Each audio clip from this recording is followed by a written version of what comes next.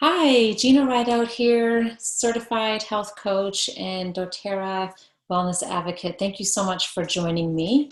So this 8-class series is designed for those who already have and use essential oils, and most likely you're on my team.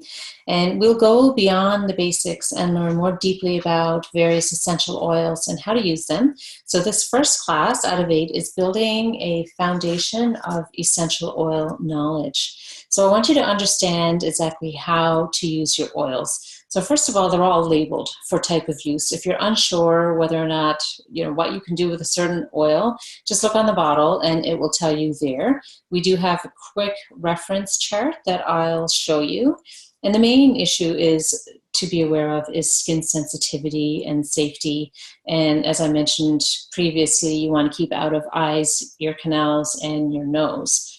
So this is what we usually refer to. If you look in any of our guidebooks, you'll see these letters. So what do they mean? So an A means that your essential oil can be used aromatically, which is the easiest way to use the essential oils. So whether you're putting them in a diffuser, or simply opening up the bottle and breathing straight from the bottle, you can do that, or put it on your palms and cup up to your nose is a really easy way to access the oils. They can be used topically as well. So if you're experiencing head tension, you can rub on your temples, or if it's belly issues, digestive issues, you can rub topically over your belly. And also internal use. So this is specific to high quality oils only, like doTERRA, where certain oils may be used for internal use for certain conditions. Very beneficial that way. So the things you want to be aware of, when you see neat, an N, it means the oil can be used neat or with no dilution.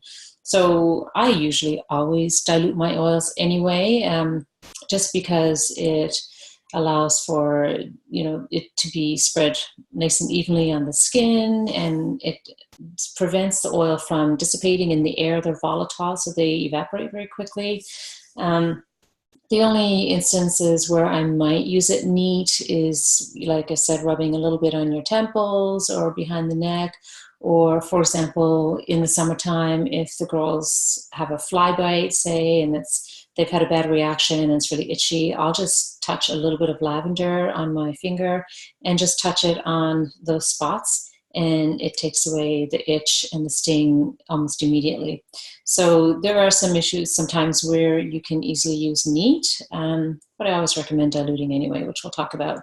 If you see an S, that means it could be sensitive, or some of the hotter oils might cause some sensitivity. So, especially for young skin, you can safely, absolutely use essential oils for babies, but you do want to be aware of proper dilution rates. So always talk to your enroller for that.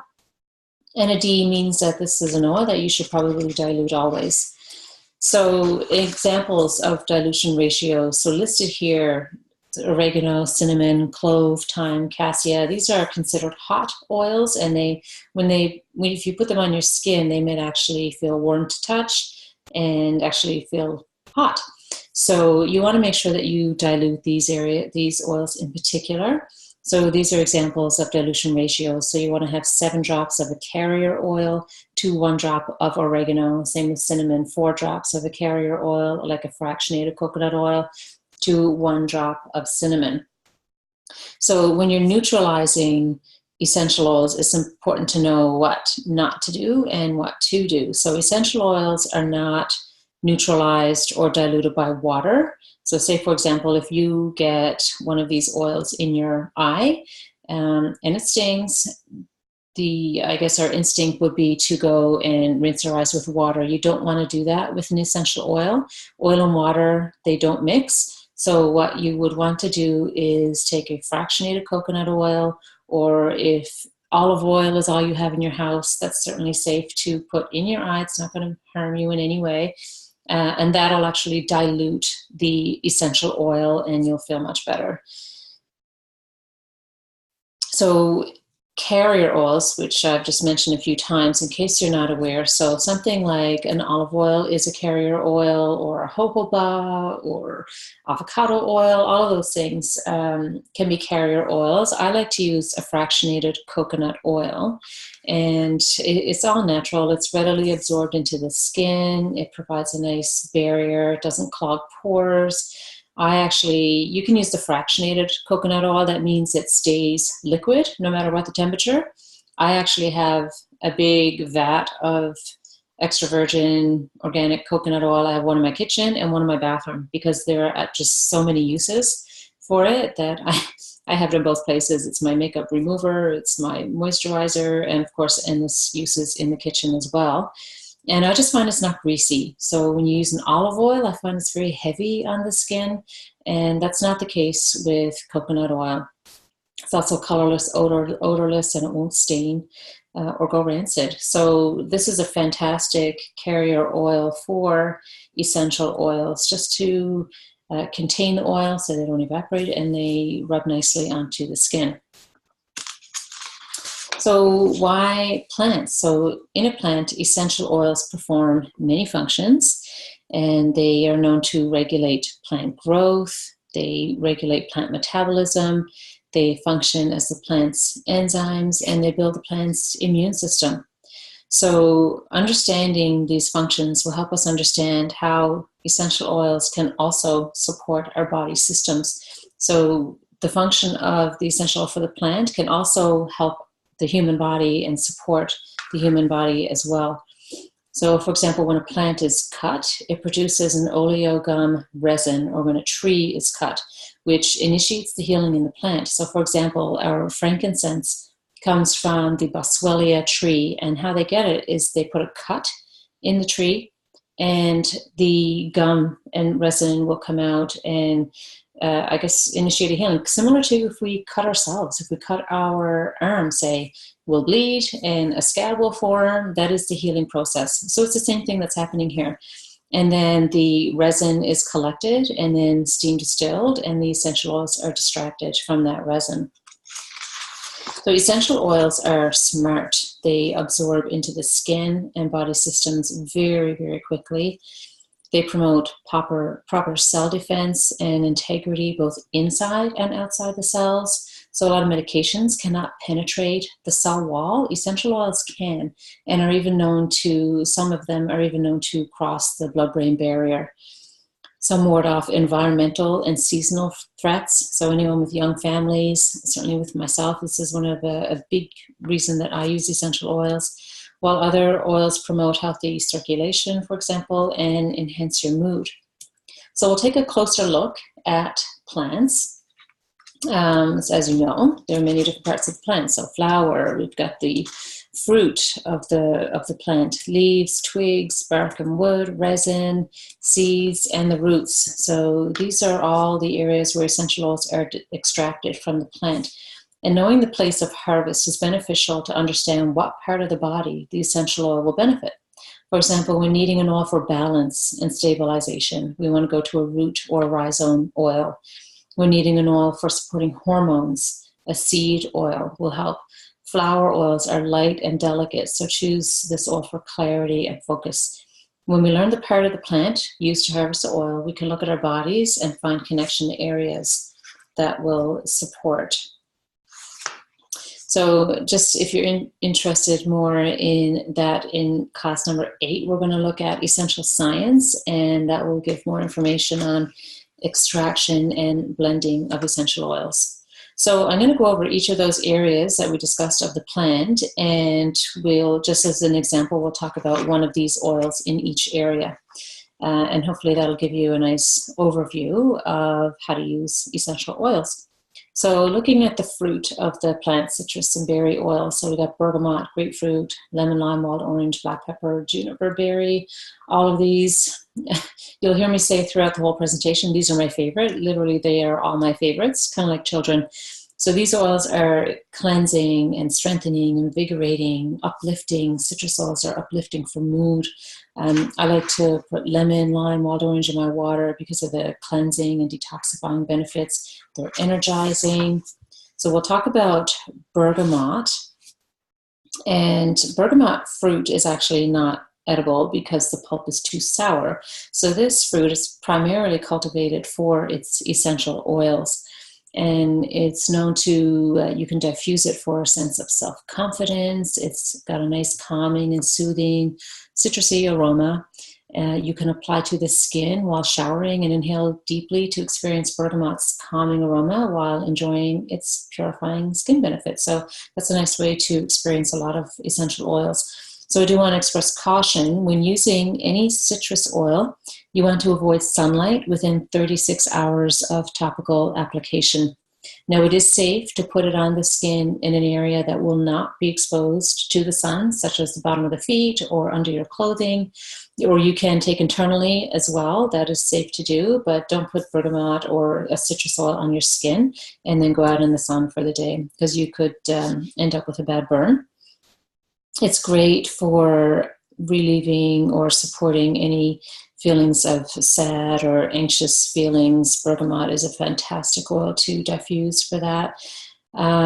There's always a nice essential oil tip. And I should add, if you're interested in any of the other oils that I don't talk about in this presentation, but they're listed here, simply go to doTERRA.com, and under products, you'll see a listing of all of our products, and you'll see single oils, oil blends, and you'll get a printout similar to this, or you can simply Google doTERRA bergamot or doTERRA any oil that you're interested in, and you'll have all of this information at your fingertips. So I like these tips on the bottom where this one says make an essential oil mojito with 3 drops lime, 1 drop bergamot, and 1 drop peppermint.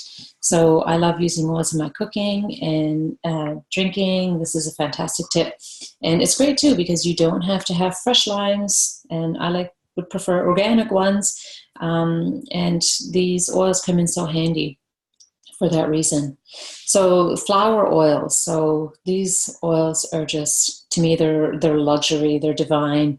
We've got helichrysum, jasmine, clary sage, lavender, melissa, rose. So beautiful for the skin.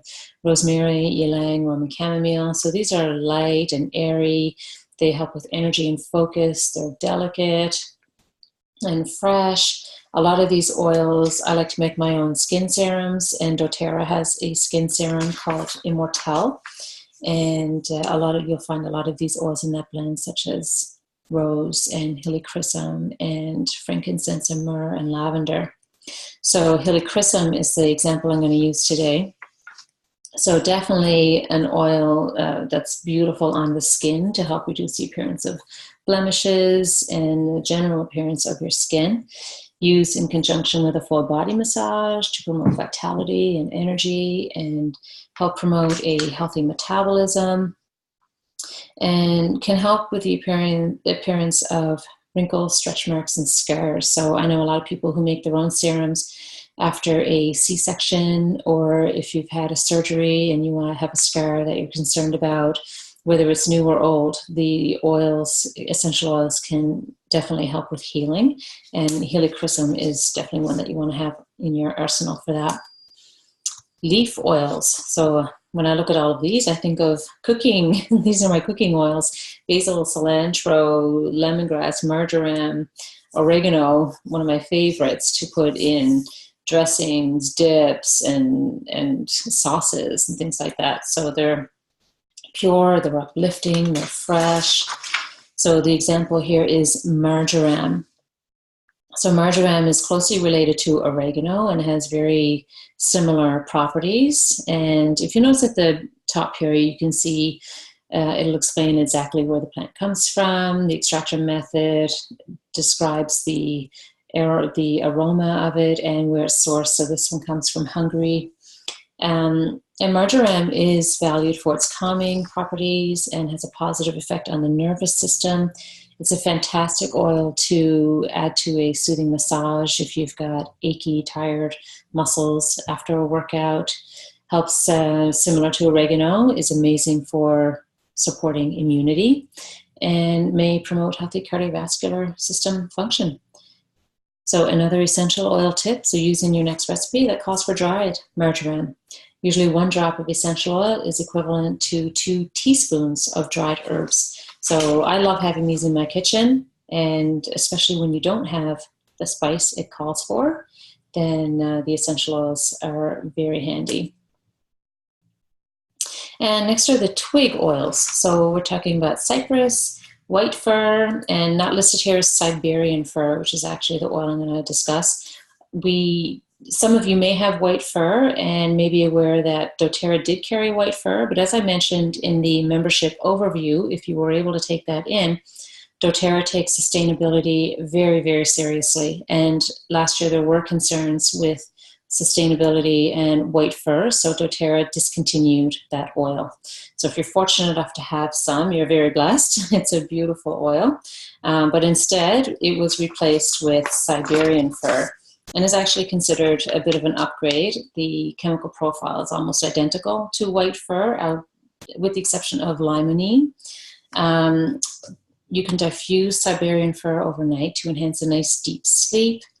It can help promote feelings of clear and healthy breathing. It even helps with skin tone. So there's a component of a compound in Siberian fir called bornyl acetate, and it's known to affect the pigment of the skin. So if you're looking for a lightening and brightening effect on the skin, Siberian fir is one that would be really lovely to add to your moisturizer or to some fractionated coconut oil. And if you're interested in learning more about the chemistry, for any chemists or science geeks out there, there's an article here, The Chemistry of Siberian Fir, from our doTERRA blog. So if you go to the doTERRA blog, you can find recipes, endless DIYs, and they're so easy. And you'll see this article comparing the differences between Siberian fir, white fir, and one of my other favorites, Douglas fir. Even though they're all fir oils, they smell very different.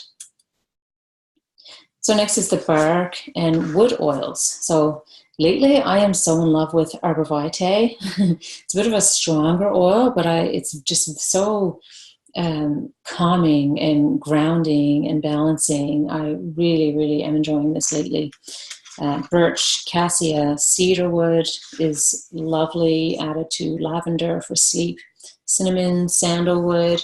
So we're going to talk a little bit more about sandalwood. Another oil that you'll find in our Immortelle. Immortelle means fountain of youth, and I guess which is why it's a perfect name for our skin serum. But I make my own, and sandalwood is one of the oils that I will put in my own skin serum. And it's also grounding and uplifting. It enhances mood. It's also believed to be an aphrodisiac, and great oil to diffuse in the bedroom maybe. Frequently used in meditation for its grounding and uplifting properties. You can add to wet hair to restore moisture and give your hair a nice silky shine. So lots of different ways to use this. I find it's a very masculine smell, really lovely. From the blog, if you want to make your own shaving cream, melt 1/3 cup of shea butter and 1/3 cup of virgin coconut oil and 1/4 cup of fractionated coconut oil, 5 drops sandalwood, peppermint, and melaleuca or tea tree, and then whip it up so it's nice and light and fluffy, and you have your own shaving cream. So some of these, I'm not a crafty DIYer, but I do make a lot of these things in my own home just because it's so easy and so cost effective. These will make a fairly large batch and literally last forever. I've made body butters that I just keep in the fridge, and the last batch I made, it's still in the fridge. It's lasted me a couple of years. So they go a long way. So absolutely cost savings, and beautiful, scented with natural scents and not fake chemical stuff. So next is the rhizome and root oils. Also lovely, ginger and vetiver. I use both of these regularly. Ginger I put in my morning smoothie for its anti-inflammatory benefits. And vetiver, these oils are earthy and grounding and balancing, stabilizing, in congruence with the root of a tree. So vetiver, after a day of standing, apply to your feet as part of a soothing massage. It's calming and grounding, has a really lovely effect on emotions Before traveling, you can take 1 or 2 drops of vetiver with a drop of lemon oil in a capsule to support immunity. There's also, if anyone has issues with focus or attention, difficulty achieving mental clarity, then this is a fantastic oil. I find for me, and you'll find oils affect people differently. What works for one person may not work for another. So just because one doesn't work, don't give up on it. You can find another oil in the similar chemical family that may work better for you. So I find for me, vetiver mixed with 1 drop of lavender and a drop of frankincense at night for bedtime puts me out. It's just so calming, grounding. I'm in Never Never Land in no time. I've heard people describe this oil as fuzzy. It said, oh, it makes my head fuzzy. But for people who have difficulty with focus and attention, it is amazing for promoting mental clarity and will have a calming, grounding effect and help with focus. So this is one you might want to consider. And actually, if you go to my essential oils group, Gina Rideout Essential Oils, I have a study posted in there showing how using vetiver, I think it was 3 times a day for 30 days, had a significant effect on mental focus. And last is the resin oils. So frankincense, it's not last, second last, frankincense and myrrh. So frankincense is known as the king of oils. If you don't know what oil to use, just use frankincense. It's good for just about everything. And myrrh is right up there along with it. So there's a reason that these were gifts for baby Jesus along with gold. They were medicinal gifts at that time and probably even more valuable than the gold. So these are fantastic for a healthy inflammatory response, healthy immune system, amazing for skin and grounding, often used in meditation. It's for these reasons that I often put a drop of frankincense under my tongue. I do that regularly for the anti-inflammatory benefits. And we're going to talk about myrrh in more depth.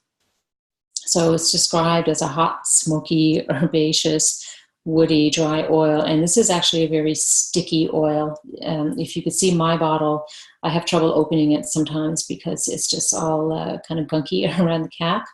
So it's very thick, but a powerful cleanser and especially fantastic for mouth health.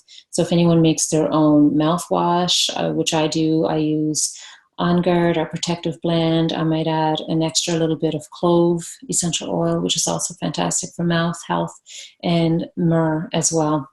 It's amazing for the skin, contributing to a youthful looking complexion, and promotes emotional balance and well-being. So if anyone's interested in a cuticle cream, again from the doTERRA blog, shea butter, beeswax, fractionated coconut oil, and myrrh for a homemade cuticle cream.